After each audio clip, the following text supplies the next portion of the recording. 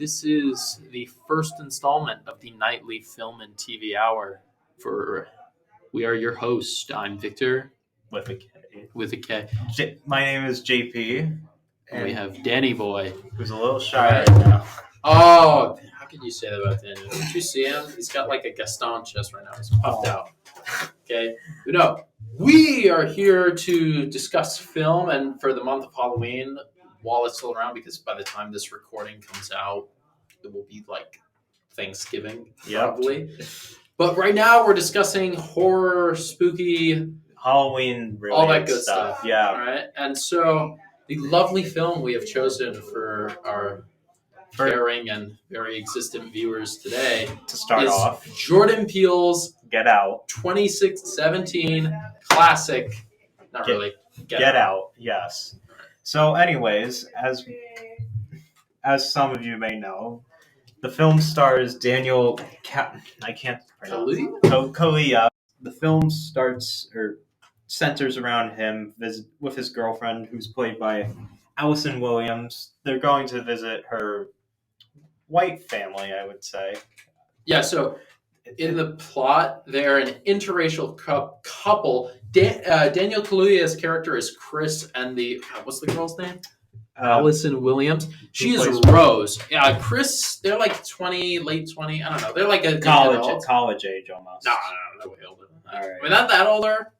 Maybe 30 at best. I don't know. The age doesn't matter. They're young adults. They're dating. The point is, Chris is a photographer. He's black. That will matter, right? Yeah, it does matter. It matters a lot. And Rose, who is white, they live together in like a generic New York City-esque apartment. Yeah. And so Rose wants to bring Chris up to wherever the countryside is. I don't think there's specific where it's located to meet her parents. And that's where upstate New York. Okay, well then it was definitely probably New York City where they were originally. Anyway, Chris, back to the story, is apprehensive about going to see Rose's parents because they're wealthy and they live on the countryside and interracial couple. But she assures him that they are of liberal mind and very progressive.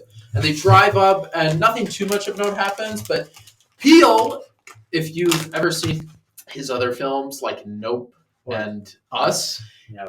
Is a filmmaker that prioritizes theme most likely above all else. And the theme of this movie is, can you guess? Racism. Pretty much. Yeah. Right?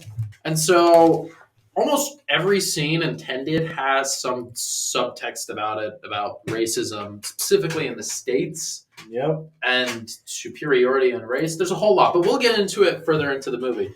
Right? They hit a deer. Rose is driving. Yeah. She hits a deer, and then this cop pulls up and is like, who was driving? And Rose was like, me, sir. They're out of the car, and Chris is in the passenger seat. The cop is still like, where's your ID? He's like, he's shaking down Chris. And Rose is like, why are you doing that? He wasn't driving. And it's basically like, cop stops a black guy, the black guy did nothing right. So it's that scene. Yeah. Imagine that. Mm-hmm. With Daniel Kaluuya and Allison Williams, and that's cool. That's what the scene was. Yeah, right. Basically. But they move on. They get to the house, right? And the parents are really nice. I forget the names. Keep scrolling. So remember what they look like? There's Dean. They're the Armitage family, right? Dean, her parents, and Rose's brother Jeremy. Yeah. So it's the mom, the dad, whole family Armitages, and they kind of play into they're pretty much stereotypes. Like the dad, it's a really smart neurosurgeon and it's pretty wealthy, but he has lines and interactions with Chris. And keep in mind, liberal mind of liberal, as Rose describes it. So one of the interactions they have when they first meet is Dean Armitage going to Chris like, man, if I could, I would have voted for Obama a third time.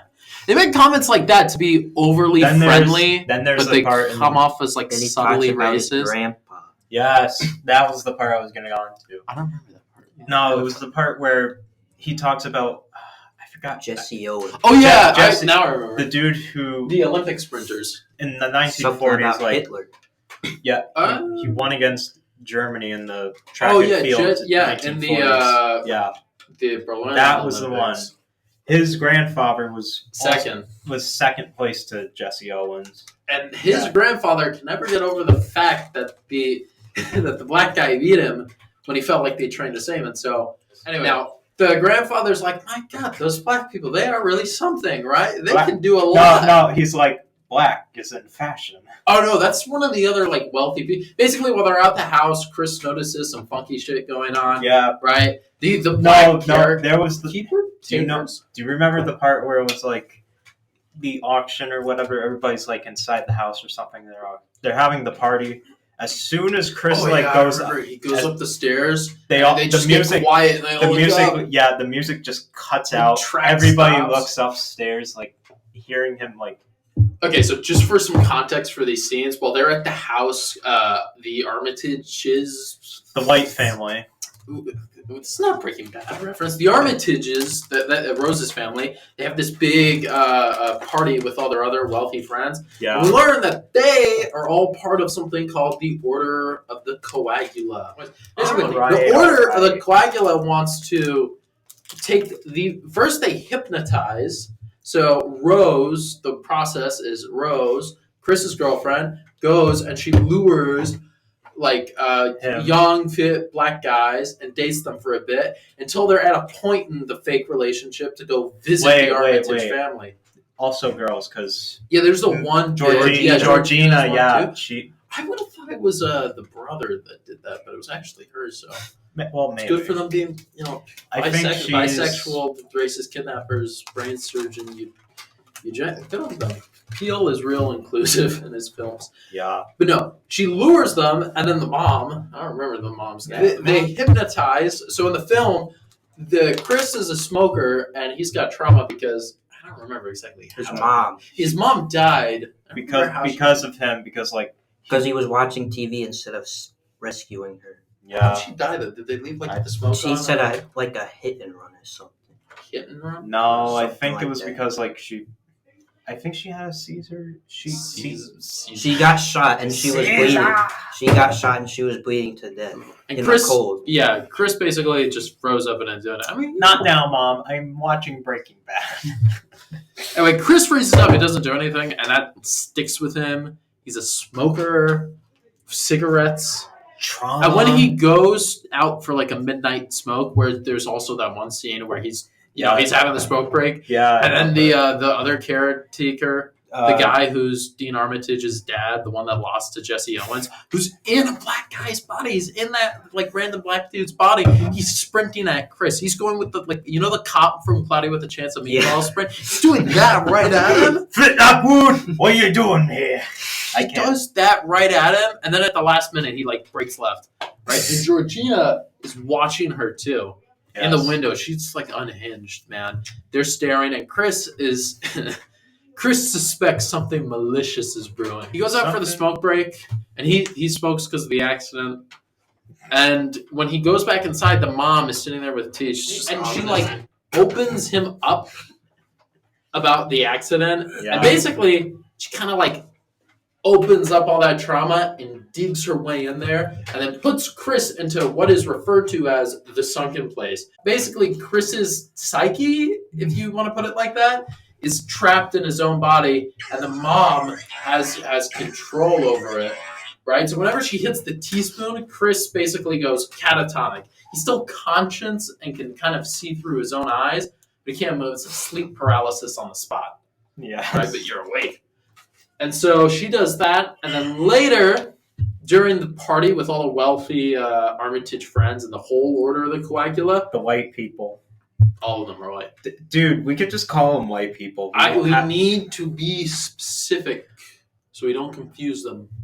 At the party, they're doing whatever, drinking wine. Jack Daniels, specifically, I remember Jack Daniels. You'd think a bunch of wealthy, aristocratic, super racist old white people, like Gentry South plantation owners, sort of, they would have finer booze than a bottle of Jack Daniels. But no, that's what they have. And they play a game of silent bingo to auction off Chris. And the guy that ends up winning is someone who spoke to Chris earlier. He's a blind art house dealer. And he notices Chris for his keen eyes. Because Chris is a photographer. Stephen Root, who plays Jim Hudson. The art house dealer. Yep. He notices Chris' keen eye because Chris is what we're led to believe a successful-ish photographer. Nothing world-breaking, but he does well for himself. He wants his eyes, right? So he wins the game of silent bingo, and I like the silent bingo shot because it's not frightening. No, it's just slightly unnerving because you're seeing them Isn't auction off a human being, and they're doing it so nonchalantly. Isn't it an auction, not just a bingo game? No, they're auctioning via bingo. Really? Silent bingo. You win the bingo, you win the person. How that? Wow. All right. That's what they do. So he wins. And Do then I have a B? Yes. You get a human being. You get Chris. Take your black person in his eyes and his brain and all that good stuff. Oh my god. Right? Anyways, going off of that part. Chris is freaked out, man. Chris is losing it. He's freaking out. He's like, Rose, we got to get out of here, man. Rose is like, yeah, because Rose is sticking with this. I hope you guys know by now, Rose is like well a part of the whole operation. And as he's about to leave, the whole family is like, well, where are you going, Chris? Oh, we're so sorry. We offended you and your people. We know we didn't have the basketball court. They say the most generic, racist stuff. If I was in that situation, if I was Chris, I would be like, my people? What are you going on about? No, they're it's all the... No, I mean, by that point, I would be like, I'm getting out of here. He does, but he still thinks Rose is on his side because it's a nice touch throughout the movie. Rose is always kind of in opposition to her family. She does not flat out disagree with them on things, but when they make Chris kind of feel uncomfortable, she's like on Chris's side. Yeah, she's with them. And when they say something just a little bit too much, she's like, oh, Dad, oh my God. Why are you like that? Oh, how could you say that? Although I do like this one scene. It's a little further ahead where she's like looking for another Wait, are you talking about what I think? She's eating Yes, Fruit Loops. She's without the milk. It's just the least... Because she doesn't like to mix colors. Exactly. It's the least subtle you erase separate metaphor the whites you've from the ever colors. seen. Yeah. She's not even using a spoon. She's like full raw dog grabbing those Fruit Loops and swallowing them. Okay, she uses a straw. The mook in there. No, she has a straw. Oh, you don't even want to like get them connected. You need the tube in there. First off, why do you eat cereal? She's racist. You gotta. No, why? There's a racist way to eat cereal. Do racist people just? I imagine they give you a handbook. They don't. They just eat Cheerios. Not even anything. Not Cheerios, man. What's Cheerios demographics? They won't eat. It looks like skin. I don't know. No, but it's just so fun. Racist people just put in the milk first before the cereal. Yeah. That's how evil they are. So Chris, back to when they're leaving. Chris racist is like, family. They're at the door, and Chris is like, let's go. And Rose is coming down the stairs while the family is like, oh no, don't go. We're sorry, we offended you. Plot twist. And Rose is like, she's like sifting through her satchel. It's like, oh, I can't find my car keys, Chris. It's like, what the f*** can't find your car keys? Just messing with you. I have them in my hand, but I'm not going to give them to you. Chris is like, what? And then Jeremy, the brother, who we didn't mention, he's like a super douchey guy. He's like into MMA boxing. No, Chris is into MMA. Oh. Because remember, all these people have this notion that the black people have like the superior physical genetics, which, false. Yes, I mean... Right? At least across the board. Most likely, in real life, the misconception stems from the fact that in a lot of sports, black people have the at the highest level they perform. Yeah, like basketball or something like that. And sprinting, the long jump, but things like that. Most likely, it's due to the fact that Africa, the continent, is the most genetically diverse place in the world. So if you find any physical extremes, it's most likely going to be in Africa, right? Yeah. So in real life, that's most likely the reason. But in the movie, they're just like, they're marveling at all of Chris's achievements. Like, oh my goodness, a black photography, right? Black MMA. They all like him because they want his body. Basically, Chris gets attacked. He gets tied down to a chair in the basement. And I think about that old, which is and this leads to the most smartest thing in a movie ever. He picks out the cotton from the... No, I am not making this racist stuff. Shut up. Anyways. Whatever. He picks out the cotton from... No, you're forgetting you're forgetting... We have to... What they show on the TV, they explain the whole process. Yeah. The capturing. Oh, Rose. I thought that was after. Rose is like pretends to be their snow bunny and then lures them back to the house, and then the mom will hypnotize them with some other emotional weak spot they have. Like in this case, it's Chris and his mom's death and his guilt for it. And then finally, it's whoever wins gets Chris, his whole body. So their plan is to, through hypnosis. No, didn't we go through this already? Well, I don't think we explained the final part. Through hypnosis and complex neurosurgery, they extract the brain from whichever given black person it is, and then they take it out and then they put it into the brain of the. Oh no, I'm getting this twisted. They take the white person's brain out, they put it in the black person's body. But it's weird because we know that the psyche is still in them. No, that doesn't make sense though, because the brain can't go at least 6 minutes without, or the body Oxygen. can't. Yeah. But we're told it's a complex surgery. Jordan Peele's not like a scientist. Yeah, the point is in the movie they fuck around with the brain. They take parts of the brain out, they put it in the other body. Yeah. Right. I assume because we know that scene where they're at the party and Chris finds the one other black guy out of a billion. Yeah. There and here he is. Takes a picture with the flash on, and the guy gets all. Here's the actor. Freaked out. He gets freaked out, and he says, "Get out! Get out!" Roll credits. He said it. That's the thing, right? He says, "Get out! Get out!" So we know that like the psyche, or at least some of it, is still in the body. So no, wait. I don't think it's something with soul. I think they don't take the entire. They said they brain. take the top part off or something. Yeah, they don't take the whole brain out. So they're kind of like sharing the body, which would normally kill them, but it's through the hypnosis that one person gets to. It's through what shame him, Daniel. Shame. Fuck it. It's through the hypnosis that whoever the white person, the black guy was, they get to have the body in full control, unless they get flashed with a camera, which I don't know why that is. I don't remember exactly. You want to know what that scene was like with where he was saying "get on"? This was basically the scene where he was saying "get out." Get out! Get out! Get out! Yeah, that's basically it. He turns the flash on. He's like, "Get out!" It's more subtle and dramatic because it takes you a second to kind of realize what's happening. His nose bleeds though. It's like 11. Wasn't it's like like 11. Didn't he shed a tear or something? Yeah, he starts to. Swear to God, he starts crying. His nose bled. So they explain the surgery, and the blind art house dealer is about to go into Chris. Not in a sexual way. We got to preface that. It's purely consensual. It's actually not consensual, but it's not sexual. Do you consent to being kidnapped? No. All right. Have a nice day. No. So Chris escapes by, as JP so aptly put it, picking the cotton out of the nice leather chair. Fun fact, and I'm sure Peele noticed this, he chose a very leathery chair. Do you know what else they make with leather? Whips. Yeah.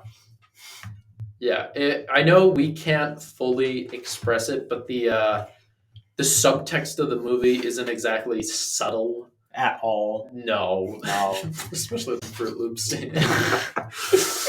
don't want them colors with my milk. Oh my god! And she's doing it while she's looking for a black person to kidnap.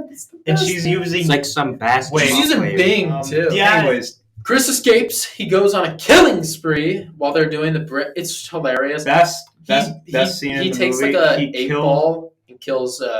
He kills the dad using a deer head. Oh my god! The dad hates leaves. Deers. It's so stupid. This guy's performing the most complex brain surgery imaginable. You know what he's doing it by?